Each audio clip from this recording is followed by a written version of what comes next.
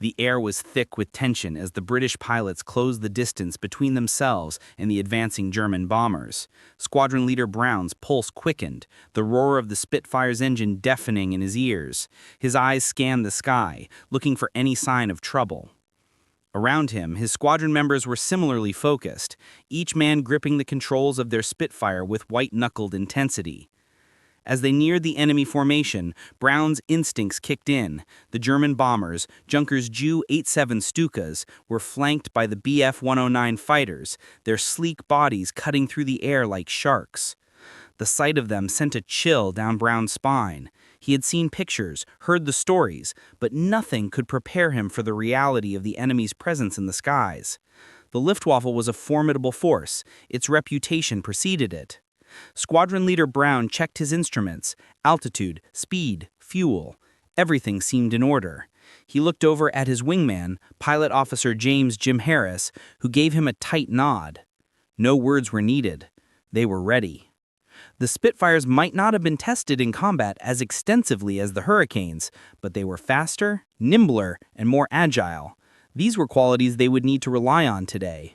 Then the first shots were fired. A burst of machine gun fire from a Bf-109 streaked past Brown's wing, missing by inches. Instantly, chaos erupted in the sky. Brown's heart raced as he banked sharply to the left, narrowly avoiding another round of fire from the German fighters. In that moment, his doubts about the Spitfire vanished. The Spitfire's agility was unlike anything he had ever experienced. As Brown yanked the controls, the aircraft responded immediately, slicing through the air with an almost unnatural precision. He dove into a steep spiral, narrowly avoiding a Bf-109 that had been tailing him. He could feel the G-forces pressing against his chest, but the Spitfire held steady, its wings slicing through the turbulent air with grace and power.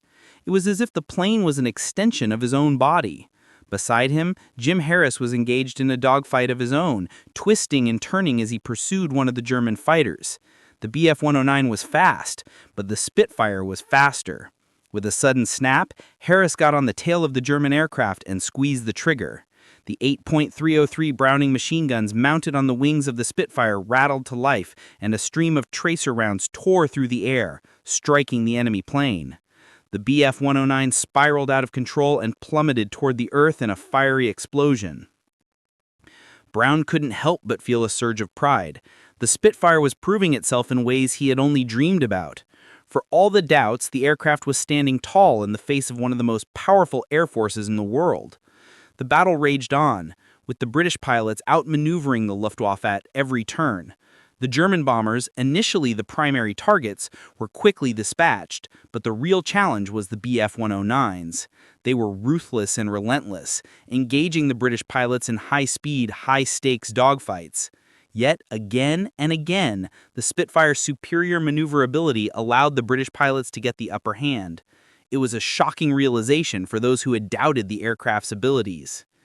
By the end of the first engagement, Brown had taken down 2 Bf-109s and was running low on fuel. The sky around him was filled with smoke and the debris of fallen aircraft. The unmistakable hum of the Spitfire's engine was still ringing in his ears as he peeled off and headed back toward base. As he made his way home, Brown's thoughts were a whirlwind of adrenaline and disbelief. What had just happened was beyond his expectations. The Spitfire, far from being the fragile, overhyped aircraft some had feared, had proven itself as a deadly and effective tool in the fight against the Luftwaffe. But the battle was far from over, and the true test was only just beginning. The Spitfire's abilities would be pushed to the limit in the coming weeks.